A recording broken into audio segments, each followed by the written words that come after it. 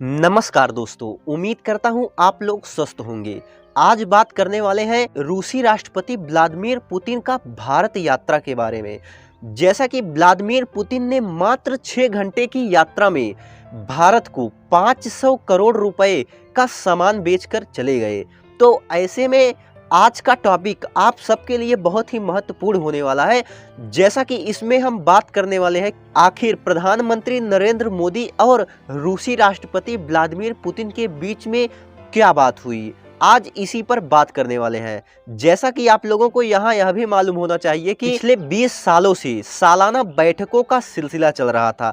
जैसा कि एक छोटे से ब्रेक के बाद फिर से यह सिलसिला दोबारा शुरू हो गया है। तो ऐसे में आइए समझते हैं कि प्रधानमंत्री नरेंद्र मोदी और रूसी राष्ट्रपति व्लादिमीर पुतिन ने क्या कहा। आइए इसी को समझने का प्रयास करते हैं। जैसा कि प्रधानमंत्री नरेंद्र मोदी ने व्लादिमीर पुतिन का स्वागत करते हुए कहा कि शांति, दोस्ती और सहयोग की संधि के 5 दशक, जबकि रणनीतिक साझेदारी के इस बार 2 दशक हो रहे हैं। जैसा कि प्रधानमंत्री ने कहा कि साझेदारी के 20 वर्षों में जो भी उल्लेखनीय प्रगति हुई है उसके मुख्य सूत्रधार आप ही हैं, यानी कि व्लादिमीर पुतिन ही है। जैसा कि प्रधानमंत्री नरेंद्र मोदी ने कहा कि दुनिया में बदलाव के बीच भी भारत और रूस की मित्रता में निरंतरता रही है, और आगे कहा कि यह सचमुच इंटर स्टेट दोस्ती का यूनिक और विश्वस्त मॉडल है। जैसा कि इन सब के बाद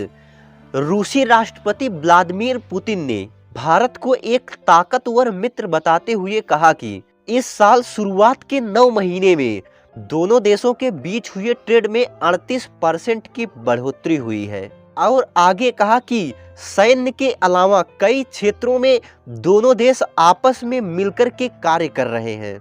और वही दोनों देशों के बीच हुए इस समझौते में सबसे अहम माना जा रहा है AK-203 असल्ट राइफल्स, AK-203 यानी कि AK-203 असल्ट राइफल पर भी दोनों देशों के बीच करार हुआ।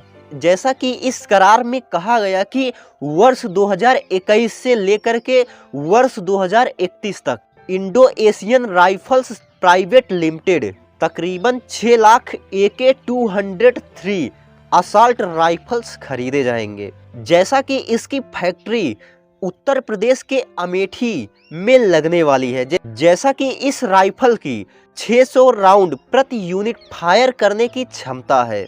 जैसा कि इस राइफल का उपयोग सेना के साथ साथ अर्धसैनिक बल भी इसका इस्तेमाल कर सकेंगे। इसके साथ साथ व्लादिमीर पुतिन ने कहा कि S-400 एयर डिफेंस सिस्टम की डिलीवरी भी 1-2 महीने में शुरू करने की बात कही। जैसा कि S-400 रूस का एक आधुनिक मिसाइल सिस्टम है। रूस की इस यात्रा पर भारत और रूस से ज्यादा वैश्विक राजनीति पर नजर रखने वाले विशेषज्ञ कहते हैं कि इस बैठक पर रूस और भारत से ज्यादा अमेरिका और चीन इस पर नजर लगाए हुए बैठे हैं। यहाँ आपको यह बता दें कि पिछले कुछ वर्षों में भारत और अमेरिका के बीच व्यापार संबंध बढ़े हैं।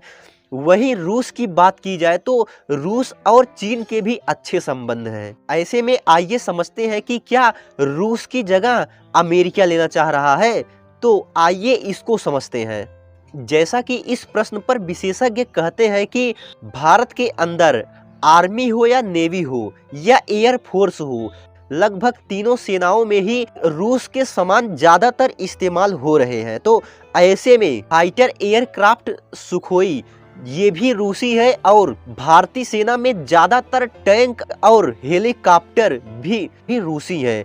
और भारत के 16 पनडुब्बियों में से 9 पनडुब्बी रूस के ही है। ये चीजें इतनी जल्दी खराब होने वाली नहीं है, तो ऐसे में यह चीजें सालों तक चलती है। ऐसे में विशेषज्ञ कहते हैं कि 15 से 20 सालों तक इनकी लाइफ है। तो ऐसे में यह कहना गलत नहीं होगा कि अभी अमेरिका रूस की जगह इतना जल्दी नहीं ले पाएगा।